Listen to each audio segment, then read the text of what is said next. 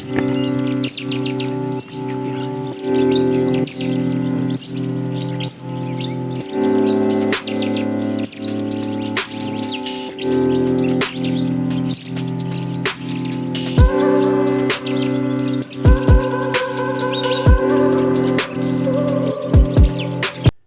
the evening descends on the east coast, I seized the opportunity to test my new Linear Elite 18 Plus light bar on a beach drive.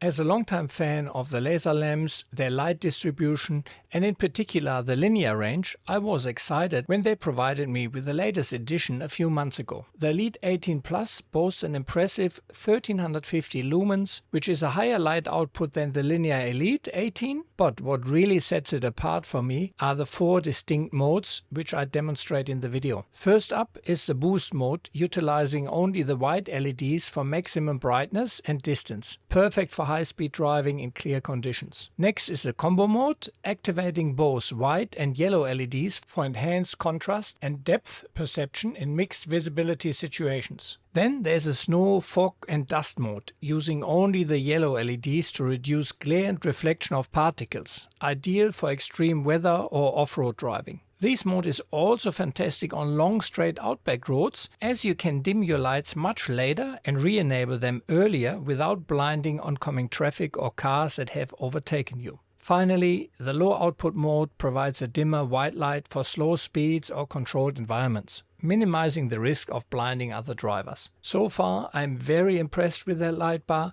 and comparing it against my Lazer Sentinel 7-inch and the Linear Elite 36 on the roof, I have to say, if I only had to run one light bar for everything, it would be the Linear Elite 18 Plus. However, light bars is really a very individual thing, so let me know what you think in the comment section. Just keep in mind, obviously it is not completely dark, otherwise I can't film, so I find the light output is much better in real life sitting there than it looks on film. People often ask me which is better, Moreton Island or Fraser Island. And it's a challenging question to answer because both islands offer unique experiences. However, there are some key differences that I appreciated about Moreton Island. One of the main advantages of Moreton Island is that you can have a fire in most campgrounds. For me, camping without a fire just isn't quite the same. It's an essential part of the experience. Another difference between the two islands is the absence of dingoes on Moreton Island. While I do love seeing these wild dogs, I've noticed that over the past few years the dingoes on Fraser Island have become increasingly aggressive, particularly on the east coast. It's not just hearsay. We've had an instance where 2 adult men had to fight off a dingo at night on Fraser's east coast. In contrast, on Moreton Island it's quite relaxing to be able to go to the beach at night without worrying about encountering aggressive dingoes or needing to carry a stick for protection. Of course, the lack of dingoes on Moreton Island can also be seen as a disadvantage for those who enjoy observing these iconic Australian animals in their natural habitat. Ultimately, both Moreton Island and Fraser Island have their own unique charms and challenges. We're here at the east coast of Moreton Island at Blue Lagoon. It's just amazing how you have these triple dunes. Here is one, here's the second. Then in here is another one with another dune, and we camp behind it, and it makes such a difference in regards to wind and noise. It's quite cool. So as soon as we go now behind here, it gets much quieter, except the bird life, which is amazing here. Carrie's magical fridge decided to work again for a little bit. Hasn't worked for the past 2 days. What have you done to it, Carrie? I think it's haunted. I pushed the button, nothing happened. I pulled it out. Next time I looked at it. Yeah, day 4. Spent a good night here at Blue Lagoon Campground, also very nice. Didn't realize that the east coast is so nice. I thought that was more wind ravaged and the campsites were exposed, but the campsites behind the dunes here are beautiful, very sheltered, stunning bird life. So yeah, very nice. Can't complain at all, but we're heading on just to see another camp. We now driving down to, let me tell you, so we're driving down to Eagers Beach. Can't remember what that is. That's a campground, but we hope to make it today to the south part and go down to, where is it, because there are some old, to Rous Battery. There are some old World War II installations. The ones on the beach I already have seen, but apparently a little walk in there is another battery which I haven't seen, so I hope we manage that.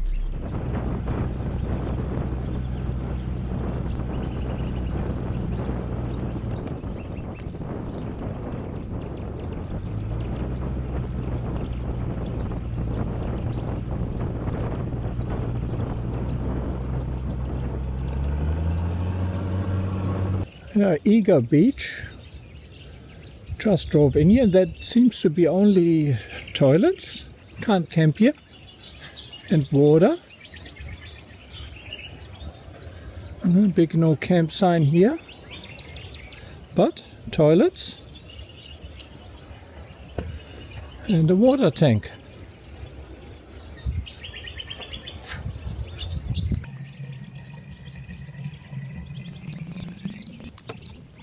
It just works a treat.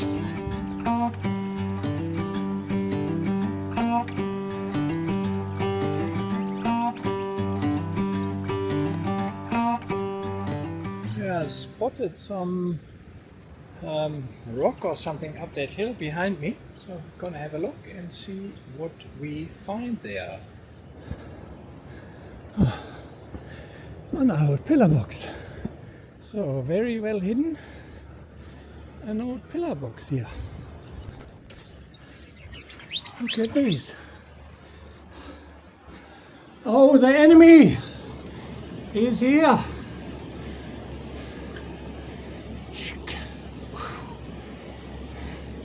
As I stand inside this isolated pillar box perched on a dune, I can't help but imagine the thoughts and experiences of the soldiers who kept watch here during World War II.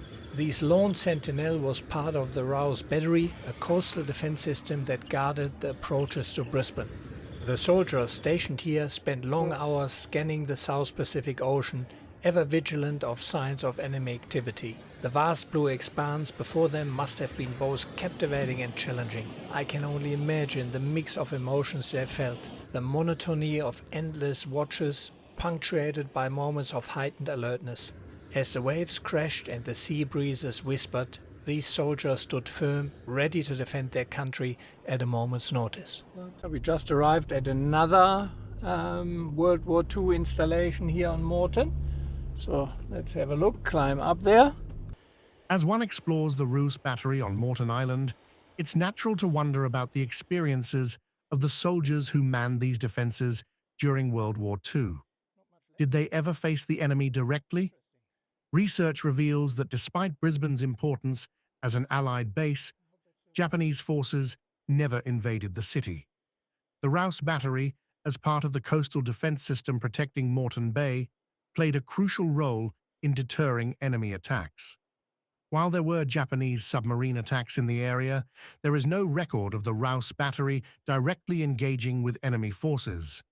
The presence of the Rous Battery and other defence measures likely served as a powerful deterrent, contributing to the protection of Brisbane throughout the war. Standing among these remnants, one can't help but feel a deep respect for the bravery and dedication of the soldiers who manned the Rous Battery.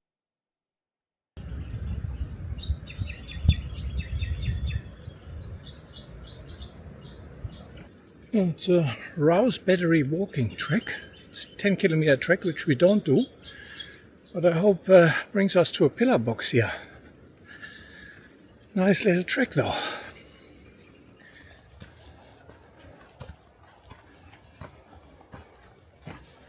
Oh, Don't need a torch, eh? jeez. Didn't bring a torch.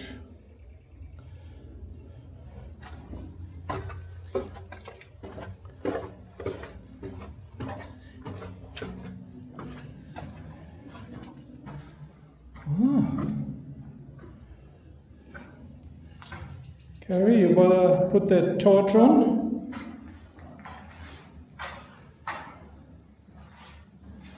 So,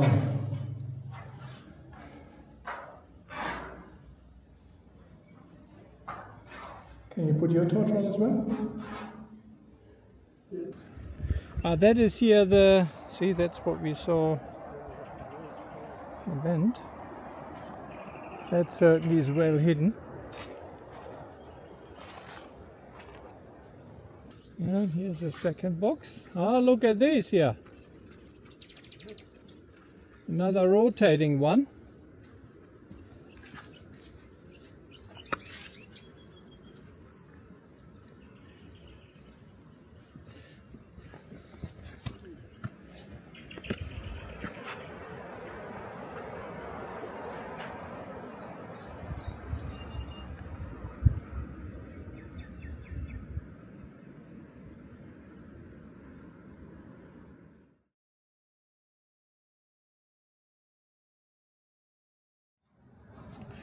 There's another one where you can get in.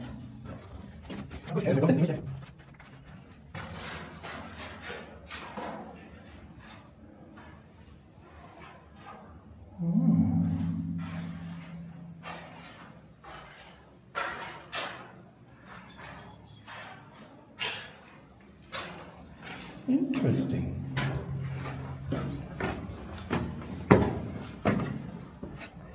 Another one here. The Rous battery played a crucial role in the defense of Brisbane.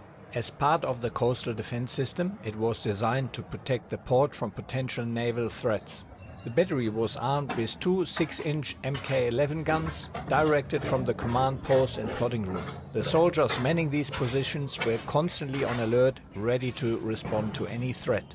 Fort Rous did not operate in isolation. It was part of the large network of defensive installations on Moreton Island, including Fort Cowan and the indicator loop station at Bulwer in Tangalooma.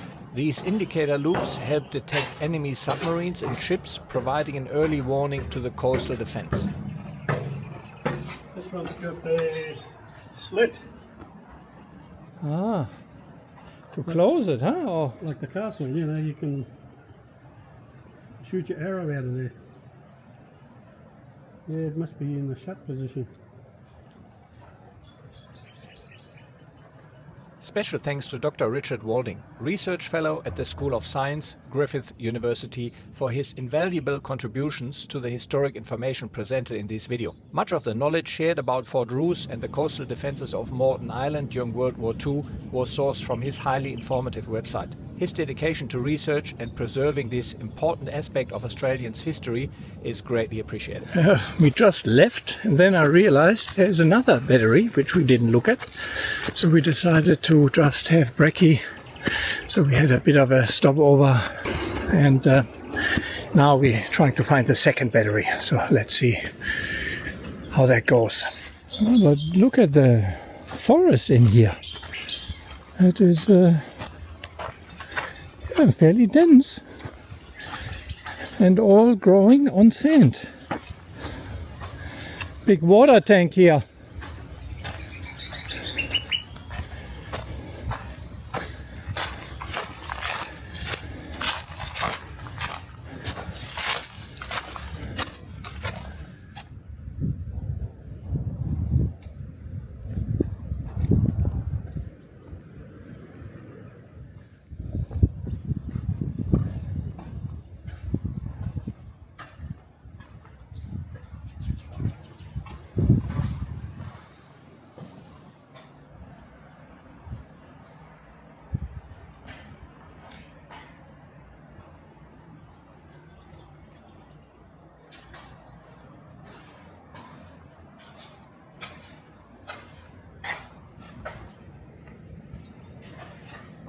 Obviously a bit overgrown, but it would have been a good view here.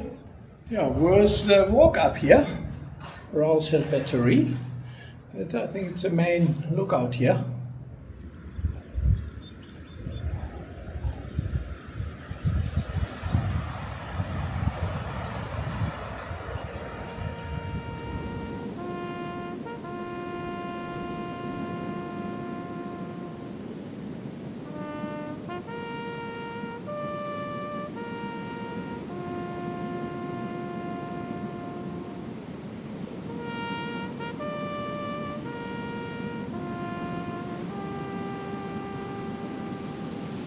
Completely missed that one.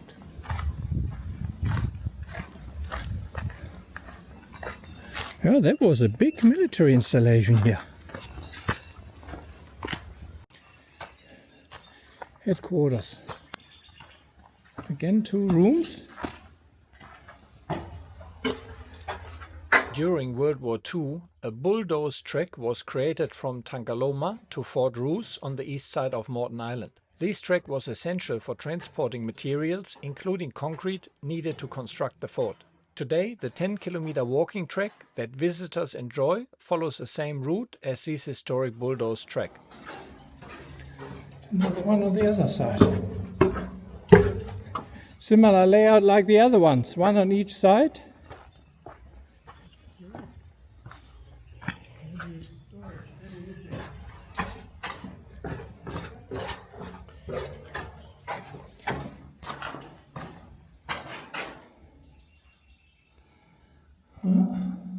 Nice and cool in here. If you come to Moreton Island, I definitely say plan half a day to check out the Rous Battery. Or half a day is even long, but well worth it in my book. A little bit of climbing or sand dunes climbing, but definitely great look back into history. In the next episode, we run out of land and have to turn around. We discover a secret track crossing the island that's not on any map. We snorkel at the Tangalooma wrecks, climb Mount Tempest and nearly miss our ferry. So stay tuned and keep watching. So guys, thanks for watching. I hope you enjoyed the video. Please keep in mind this is a self-funded channel, so I would greatly appreciate if you could help me out by sharing, liking and subscribing. And if you can, please consider head over to Patreon or buy me a coffee, and with the equivalent of a cup of coffee or 2 per month, you can really help me making these videos. Thanks a lot for watching and see you along the tracks.